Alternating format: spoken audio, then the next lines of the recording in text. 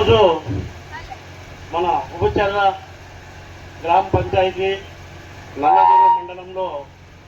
ఈరోజు వైఎస్ఆర్ కుటుంబ సభ్యులందరూ కూడా ఇక్కడికి విచ్చేయడం, దానికి సభాధ్యక్షులుగా మన విశ్వనాథ్ రెడ్డి గారు, అదేవిధంగా ముఖ్య అతిథిగా శ్రీనివాసరెడ్డి గారు, అదేవిధంగా ఇక్కడికి వచ్చినటువంటి ప్రతి వైఎస్ఆర్ కుటుంబ సభ్యులందరికీ కూడా పేరు పేరున నమస్కరించుకుంటూ ఈరోజు మనం ఇక్కడ సమావేశం కావడం మీ అందరికీ తెలుసు. ఎందుకంటే మన దివంగత నేత వైఎస్ రాజశేఖర రెడ్డి గారు కుమారుడైనటువంటి మన ప్రియతమ నేత జగన్మోహన్ రెడ్డి గారు ఈరోజు మన ముఖ్యమంత్రిగా ప్రతి ఒక్కరికి అంటే ప్రతి కుటుంబానికి ఈరోజు ఉబిచర్ల గ్రామ పంచాయతీలో ప్రతి ఇంటికి వెళ్తున్నాం. ప్రతి ఇంటిలో కూడా ఏదో ఒక విధంగా మన జగన్మోహన్ రెడ్డి గారు ఇచ్చేటటువంటి పథకాలు మాకు వస్తున్నాయి. నిజంగానే మేమందరం కూడా చాలా సుఖశాంతులతో ఉన్నాం. ఎందుకంటే మన ప్రియతమ నేత మన ముఖ్యమంత్రి జగన్మోహన్ రెడ్డి గారు ప్రతి కుటుంబానికి ఏదో విధంగా చేదోడు వాదోడుగా, పెద్దలకైతే ఒక కొడుకుగా, అదేవిధంగా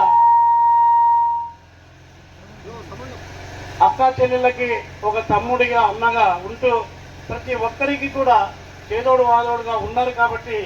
ఈరోజు ఎంతోమంది మన గ్రామ ప్రజలు బెంగళూరుకో చెన్నైకో అలా వలసలు పోకుండా ప్రశాంతంగా ఈరోజు మన విలేజ్లలో ఉండి ప్రశాంతంగా జీవనం గడుపుతున్నామంటే అది ఖచ్చితంగా మన వైఎస్ జగన్మోహన్ రెడ్డి గారు మనకు ఇచ్చేటటువంటి సంక్షేమ పథకాలే. అది మీ అందరూ తెలుసుకొని దానికి అనుగుణంగానే మన జగన్మోహన్ రెడ్డి గారు మనకు ఒక గురుతర బాధ్యతను ఒప్పజెప్పి మన మక్కులు గారిని ఒక ఎమ్మెల్యే అభ్యర్థిగాను, అదేవిధంగా శాంతమ్మక్క గారిని ఒక ఎంపీ అభ్యర్థిగాను మన దగ్గరికి పంపి ఆ గురుతర బాధ్యతను మన నల్లజర్ల మండలం ఉబిచర్ల గ్రామ పంచాయతీ అందరికీ కూడా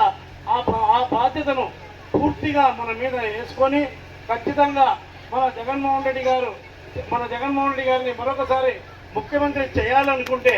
ఇక్కడి నుండి మన ఉబిచర్ల గ్రామ పంచాయతీ నుండి మనం అత్యధిక మెజారిటీతో మక్కులు గారికి, అదేవిధంగా శాంతమ్మక్క గారికి, అదేవిధంగా మనమందరము ఒక మెజారిటీ తెచ్చి కదిరి నియోజకవర్గంలో ఉబిచర్ల మండలం నుండి ఈ యొక్క గ్రామ పంచాయతీ నుంచి అత్యధిక మెజారిటీ ఆ రోజు ఓట్ల లెక్కింపులో వచ్చింది అని చెప్పేటట్టుగా గర్వంగా మనం చెప్పుకోవాల్సిందిగా కోరుకుంటూ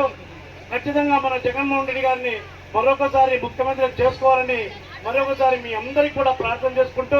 జై జగన్, జై జగన్, జై జగన్. ఇప్పుడు మన